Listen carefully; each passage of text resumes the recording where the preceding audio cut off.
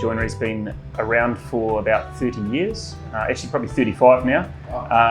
My parents started the company and have retired, so I've been managing the space for the last few years. We make fantastic kitchens, but we also do all sorts of other joinery, including doors, windows and stairs. We don't cut corners when it comes to quality is our special sauce.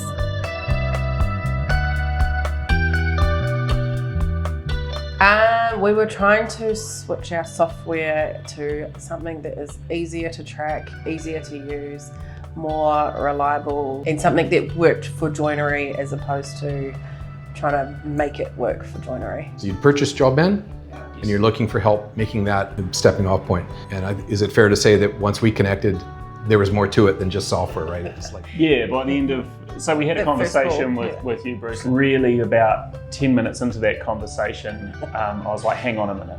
What is it that Joinery Coach can do bigger than JobMan? And that by the end of that conversation, it was a no-brainer for us. Your team being able to support us with the raft of changes that we're making, not only with software, but looking at just how we produce things in the factory. It just was really a good fit for us.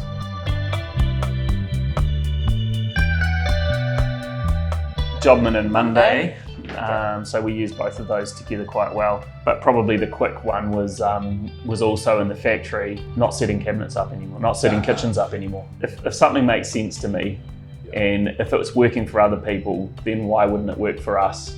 And I thought, well, what we're doing at the moment doesn't work, so what have we got to lose? So we just ripped the Band-Aid off. And then it also really highlighted, because the question was, well, why are you setting up cabinets? Yes. Why are you having to set up a whole kitchen? And straight away the answer was, well, we might not have our clearances right, or we might not have this right or that right. And I'm like, well, it's not actually a problem in the factory then, it's a problem in drafting, it's a problem in detailing. So that shifted the focus where it needed to be in the business. And then all of a sudden, it doesn't take much, because as soon as you're not setting up a kitchen and you've just saved yourself a day's labour or whatever it is that it all ties up, you kind of go, well, I don't want to go back and do that again. So you realized you were paying people to make mistakes? Yep. Paying people to find mistakes and paying people to fix mistakes. Yeah.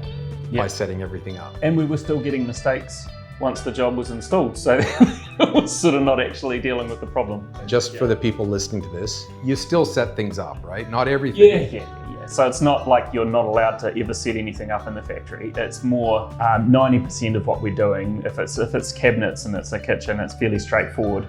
And if it's been drafted properly and checked before it goes to production, there's no need that needs to be a separate put together kitchen. We can do that on site. How much time do you think that saved? Like, we're talking about your average job. What percentage did that cut off? Off the top of my head, at least 10% time. Yeah.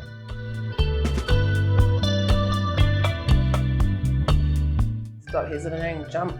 I guess one of the things I heard is that the edge of the jump is like the scariest place, and then once you jump, it's fun. So just jump. There is a certain element of that where if you're doing something different, there is that risk. But the other side of it is you get a bit sick of staying with the same problems and getting the same result. You need input. You need people that are experienced. So if you're getting help from somewhere else, it's finding people that have that experience so you don't have to make those same mistakes. It's part of the benefit of the community as well, and with the Joinery Coach is other business owners, other people that have got other examples of what's worked, what hasn't for them. I think also people ask, what if it doesn't work? But I like to flip it and say, what if it does work?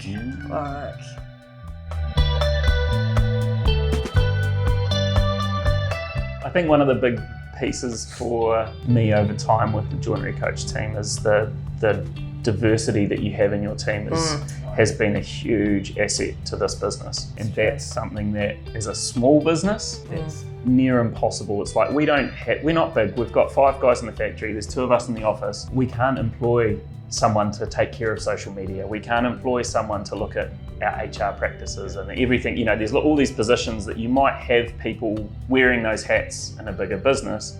In a small business, it's just like, put another hat on. Keep it going, you've got another few hats. And so then you can end up doing all of those jobs fairly averagely or just to get by. I think the big advantage you guys have really given us as a business is we've got those people on tap now. You know, I can talk to someone who is an expert in those areas. Hey, I'm having this struggle with this client, or I've got a problem with a staff member, whatever it might be. So it's almost like having a bigger business without employing all of those people. But you guys have gone and hand selected the best of the best. And so The coaching team is specialists, not generalists. Yeah. It's not, you're not picking someone that might know something. You've got people that really know their area really well, and I think that's been really encouraging for us, because it can be tough. It can be quite lonely in business, and it's nice to have people you can reach out to and go, yeah, I've got this person who's on my team. Yeah, they're in my corner, and they're going to help with whatever it is that's the challenge this week.